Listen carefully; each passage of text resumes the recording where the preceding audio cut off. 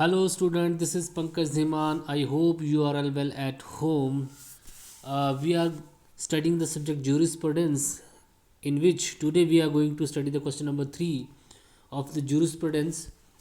The question is, jurisprudence is the formal science of positive law. Holland की जो definition है उसको आज हम क्या करेंगे, उसको एनालाइज करेंगे कि हॉलैंड की जो डेफिनेशन है वो ऑस्टिन की डेफिनेशन से कैसे डिफरेंट है और इसका क्या क्रिटिसिज्म जो है हो सकता है। तो फर्स्ट आपने जूरिस्प्रूडेंस को समझा। जूरिस्प्रूडेंस को समझने के बाद आपने जो अदर सोशल साइंसेस के साथ उनका रिलेशन को आपने वहाँ पे समझा कि क्या क्या रिलेशन है जूरिस्प्रूडेंस का अदर सोशल साइंसेस के साथ, मींस हिस्ट्री के साथ, साइंस के साथ, जियोग्राफी के साथ, फिलॉसफी के साथ, साइकोलॉजी के साथ, सोशोलॉजी के साथ आपने डिफरेंट डिफरेंट रिलेशंस को वहाँ पे स्टडी किया। आफ्टर दैट आपने जो ऑस्टिन की डेफिनेशन है उसको आपने वहाँ पे क्रैक किया, उसको आपने समझा कि ऑस्टिन जो है आपने डिफरेंट डिफरेंट डेफिनेशन को वहाँ पे स्टडी किया। I am sorry. उसके बाद आपने जो ऑस्टिन की जो डेफिनेशन है उसको आपने एनालाइज किया था और उसके जो क्रिटिसिज्म वहाँ पे आपने दिया था। ऑस्टिन ने डेफिनेशन दी थी कि jurisprudence is the philosophy of positive law. तो उसने वहाँ पे फिलॉसफी वर्ड क्यों यूज़ किया, पॉजिटिव लॉ क्या होता है, कैसे उसने लॉ को टू टाइप में डिवाइड कर दिया, एक स्पेसिफिक लॉ में और एक जनरल जूरिस्प्रूडेंस में, स्पेसिफिक जूरिस्प्रूडेंस में और जनरल जूरिस्प्रूडेंस को उसने वहाँ पे डिवाइड कर दिया। तो विधि शास्त्र हम यहाँ पे पढ़ रहे हैं। विधि शास्त्र में आपने इसको वहाँ पे परिभाषाएं पढ़ी, अदर जो सामाजिक विज्ञान हैं उनको आपने उनके साथ स्टडी किया। आफ्टर दैट हमने उनकी परिभाषा को समझा और लास्ट में आपने ऑस्टिन की डेफिनेशन जो है जिसको वो philosophy jurisprudence is a philosophy positive law बोलता है, उसको हमने वहाँ पे समझने की कोशिश की। अब हम हॉलैंड की डेफिनेशन को थोड़ा सा एनालाइज करेंगे कि हॉलैंड क्या बोलता है।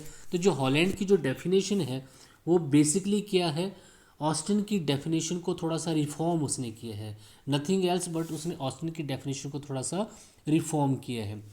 Holland has important place in the series of followers of the Austin. वो भी ऑस्टिन को ही फॉलो करता था क्योंकि उसकी definition is similar to the Austin. Austin की डेफिनेशन के आसपास ही उसकी डेफिनेशन है। उसने फॉलो जो है मेनली ऑस्टिन को ही किया था। हॉलैंड ने बेसिकली ऑस्टिन को ही फॉलो किया था। He attempt to present the definition of jurisprudence and law by the Austin extended form. उसने जो प्रेजेंट डेफिनेशन दी है वो एक एक्सटेंडेड फॉर्म है ऑस्टिन की डेफिनेशन, उसने एक सुधरा हुआ रूप जो है ऑस्टिन की डेफिनेशन का है। Holland use the word formal science instead of word philosophy. बस फ़र्क दोनों की डेफिनेशन में यही है कि हॉलैंड ने अपनी डेफिनेशन में फॉर्मल साइंस का यूज़ किया है और ऑस्टिन ने अपनी डेफिनेशन में फ़िलॉसफी का यूज़ किया। और उसने फ़िलॉसफी का यूज़ क्यों किया था ये मैंने आपको बता दिया लास्ट क्वेश्चन में कि उसने फ़िलॉसफी का वर्ड यूज़ क्यों किया था। Austin is a definition of jurisprudence. He defined the jurisprudence as jurisprudence is a formal science of positive law. लेकिन हॉलैंड ने जो डेफिनेशन दी उसमें सिर्फ उसने जो है फॉर्मल साइंस का यूज़ किया। तो ऑस्टिन ने यहाँ पे इसको क्या माना है, फिलॉसफी माना है। हॉलैंड इसको क्या मानता है, फॉर्मल साइंस मानता है। दस the Holland is a proponent jurisprudence as a formal science of positive law. He, while considering the formal view of the jurisprudence, he held to be selected the prevalent rules of law. अभी यहाँ पे ये formal science सिर्फ आपको समझने की कोशिश करनी है यहाँ पे कि ये फॉर्मल साइंस क्या है। पॉजिटिव लॉ आप समझ गए हैं, पॉजिटिव लॉ ऑलमोस्ट सेम है हॉलैंड का और ऑस्टिन का, लेकिन उसने यहाँ पे फिलॉसफी वर्ड यूज़ नहीं किया, उसने इसको फॉर्मल साइंस माना है। फॉर्मल साइंस क्या है बेसिकली हम यहाँ पे इसको समझने की कोशिश करेंगे। देखिए आगे जब हम इसके एलिमेंट्स को देखेंगे तो वहाँ पे हम फॉर्मल साइंस को समझ लेंगे। तो सबसे पहले it shall be proper to state the word use positive law in the definition of jurisprudence by the Holland is almost similar to the word use. तो यहाँ पे ये लिखा हुआ है कि जो हॉलैंड की डेफिनेशन में जो उसने पॉजिटिव लॉ यूज़ किया है वो ऑस्टिन की डेफिनेशन में जो पॉजिटिव लॉ सेम है। पॉजिटिव लॉ क्या है, किसी भी कंट्री का जो सुपीरियर पॉलिटिकल सिस्टम होता है वो in the form of sovereign हो सकता है, राजा हो सकता है या प्राइम मिनिस्टर हो सकता है या उसकी कैबिनेट हो सकती है या मोनार्च हो सकता है। वो जो रूल बनाता है, लॉ बनाता है, वो एक कमांड होती है और वहाँ के लोगों को उसको मानना ही पड़ता है। लेकिन राजा किसी लोगों के कस्टम और रूल को मानने के लिए जो है वहाँ पे फोर्स नहीं है, लेकिन राजा का द्वारा बनाया हुआ कानून या उस कंट्री की जो सबसे बड़ी जो पॉलिटिकल एजेंसी है राजनीतिक संस्था है उसके द्वारा बनाया कानून को लोगों को मानना ही पड़ता है, उसके पीछे सैंक्शनिटी होती है, अगर वो नहीं मानेंगे तो पनिशमेंट भी हो सकती है। तो यही पॉजिटिव लॉ जो है हॉलैंड भी मानता है। हॉलैंड बस थोड़ा सा इसमें ये बोलता है, देखिए यहाँ पे लिखा हुआ है, the positive law means those law which are enacted by the state. किसी स्टेट के अंडर या किसी कंट्री के अंडर जो भी लॉ बनाए जाते हैं सॉवरन के थ्रू, मोनार्च के थ्रू या फिर किसी भी पॉलिटिकल सुपीरियर के थ्रू, वो सारे पॉजिटिव लॉ हैं और उनको इम्प्लीमेंट कौन करता है, कोर्ट करता है। तो और सालमेंट जो है इनको क्या बोलता है, सिविल लॉ। जनरली इनको नाम सिविल लॉ का देता है, बेशक उसने इसको पॉजिटिव लॉ बोला है लेकिन वो उसको सिविल लॉ भी बोलता है। Holland has set the jurisprudence formal science because the jurisprudence does not studies those rules which have originated themselves from the personal relations. अब यहाँ पे उसने फॉर्मल साइंस के बारे में भी बोला है। तो दो ही बातें जो है मेन है जो हॉलैंड की डेफिनेशन में आती है, एक पॉजिटिव लॉ, दूसरा साइंस, फॉर्मल साइंस। तो फॉर्मल साइंस ऑस्टन ने फिलॉसफी वर्ड का यूज़ किया था, इसने फॉर्मल साइंस का वर्ड यूज़ किया है। पॉजिटिव लॉ दोनों में सेम है लेकिन उसने इसको क्यों यूज़ किया आप इसको समझते हैं। Holland has said the jurisprudence is a formal science because the jurisprudence does not studies those rules which have originated themselves from the personal relation। Formal science में बेसिकली क्या होता है, फॉर्मल मतलब फॉर्म। आप उस लॉ के, उस rules के, किसी भी कंट्री के किसी रूल को, लॉ को सिर्फ आप उसके पर्सनल रिलेशन को समझने की कोशिश नहीं करते हैं।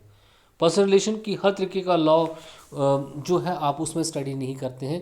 Rather those relation are studied which conducted by the valid rules in serial form, जो कि बहुत ही ज़रूरी रूल्स होते हैं, सिर्फ आप उनको ही स्टडी करते हैं। तो यहाँ पे वो उसको मटेरियल साइंस भी बोल रहा है। मटेरियल साइंस जो कि आप जो पर्सनल रिलेशन को जब आप स्टडी करना स्टार्ट कर देते हैं तो वो फिर फॉर्मल साइंस नहीं होता। जब आप किसी भी कंट्री के उन रूल्स को स्टडी कर रहे हैं जो कि दो लोगों के बीच जो उनका एक्सटर्नल रिलेशन है उसको क्लियर कर रहा है, उसके बारे में जब आप स्टडी करते हैं तो हम उसको फॉर्मल साइंस बोलते हैं। अब दो लोगों के जो आउटर रिलेशन होते हैं, बाहरी जो उनके संबंध होते हैं, बाहरी संबंध जो उनके होते हैं, जैसे उनके फैमिली मैटर होगी, उनका सोसाइटी के टूवर्ड क्या जो है रिस्पॉन्सिबिलिटीज़ होनी चाहिए, कैसा उनका कंडक्ट होना चाहिए, इसके लिए फैमिली लॉ है, टॉर्ट है, कॉन्ट्रैक्ट है, जहाँ पे दो व्यक्तियों की आपसी रिलेशन को बताया जाता है। हॉलैंड के अकॉर्डिंग जूरिस्प्रूडेंस में हम उन्हीं चीज़ों को स्टडी करते हैं। लोगों के पर्सनल रिलेशन, उसके घर में उसके रिलेशन कैसे हैं, वो नहाता है या नहीं नहाता है, या वो पूजा करता है या किसी को नमस्ते बोलता है, इससे हम उन चीज़ों को स्टडी नहीं करते हैं। फॉर्मल साइंस के अंडर हम किसी सिस्टम के, किसी स्टेट के उन रूल्स को ही स्टडी करते हैं जो लोगों के आउटर कंडक्ट को बताते हैं या लोगों के आपसी रिलेशन को, उनके बाहरी रिलेशंस को बताते हैं। जैसे उनको जब कॉन्ट्रैक्ट करना है तो किन किन चीज़ों का ध्यान रखना है, उनको प्रपोजल और एक्सेप्टेंस देना है, कंसिडरेशन देना है, या फिर किसी तरीके का वहाँ पे लॉफुल ऑब्जेक्ट होना चाहिए। ये सारे उनके आउटर रिलेशन हैं। जब वो भारत समाज में जाते हैं तो उन्हीं चीज़ों को जब हम स्टडी करते हैं तो उसको हम क्या बोलते हैं, फॉर्मल साइंस बोलते हैं। यही यहाँ पे लिखा हुआ है, अगर आप इसको अच्छे से पढ़ें तो देखिए, Holland said the jurisprudence the formal science because the jurisprudence does not studies those rules which have originated themselves from the personal relation. Personal relation को हम यहाँ पे स्टडी नहीं करते, rather those relation are studied which are conducted by valid rules in the serial form. जो कि serial form में होते हैं उन्हीं को हम सिर्फ स्टडी करते हैं। इसको थोड़ा सा और आगे आप देखेंगे तो और क्लियर हो जाएगा। अब यहाँ पे थोड़े से इसके एलिमेंट को डिस्कस कर लेते हैं कि हॉलैंड की डेफिनेशन में प्रॉपर एलिमेंट क्या है। तो एक तो आपके पास है पॉजिटिव लॉ, सेकंड है formal science. Positive law almost same है, जैसे कि मैंने आपको पहले ही बताया। सालमेंट इसको सिविल लॉ बोलता है, पॉजिटिव लॉ नहीं बोलता है, सिविल लॉ। लेकिन उसने अपने डेफिनेशन में पॉजिटिव लॉ वर्ड ही यूज़ किया है, लेकिन वो उसको सिविल लॉ भी बोलता है। सिविल लॉ क्या है, जनरली ये भी मैंने आपको बताया कि जब स्टेट कोई भी लॉ या सुपीरियर अथॉरिटी या फिर मोनार्च या फिर कोई सॉवरन किंग या प्राइम मिनिस्टर या कैबिनेट उसकी कोई भी लॉ बना दे, मतलब उस कंट्री की जो हाईएस्ट पॉलिटिकल अथॉरिटी होती है जो कानून बनाती है उस स्टेट के अंदर, और वो उसको फॉलो किया जाता है। इम्प्लीमेंट सॉवरन जो है उनको करता है उसकी इम्प्लीमेंटेशन वहाँ की कोर्ट करती है। तो वो क्या है, पॉजिटिव लॉ। ऑस्टन और हॉलैंड जो है पॉजिटिव लॉ में ऑलमोस्ट सेम है। फॉर्मल साइंस जहाँ पे वो उसको फिलॉसफी बोलता है। फिलॉसफी में आप हर एक फिलॉसफी, उसने ऑस्टन ने क्यों बोला था कि उसके अकॉर्डिंग जूरिस्प्रूडेंस में हम किसी भी कंट्री के हर एक पहलू पे, चाहे वो उसके इंटरनल रिलेशन हो चाहे उसके आउटर रिलेशन हो, सभी को स्टडी करते हैं। लेकिन हॉलैंड ने इसको जो है फॉर्मल साइंस बोला है, और फॉर्मल साइंस में आपने पढ़ा कि वहाँ पे सिर्फ उस दो लोगों के सिर्फ और सिर्फ आउटर रिलेशन को स्टडी किया जाता है, बाकी किसी चीज़ को स्टडी नहीं किया जाता है। तो चाहे आप यहाँ पे इसको पढ़ सकते हैं। In this definition, Holland stated jurisprudence is a formal science of positive law. Holland says that the jurisprudence is not a material science of law equally controlled in different countries. ये एक मटेरियल साइंस नहीं है।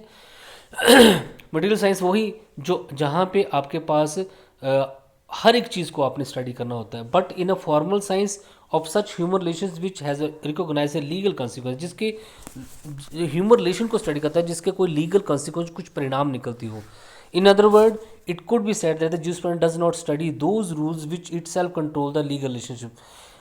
jurisprudence में उन rules को study नहीं किया जाता है जिसका कहीं ना कहीं जिनको खुद लीगल रिलेशन कंट्रोल कर रहे हो, but studies those different relations which are control by the rules.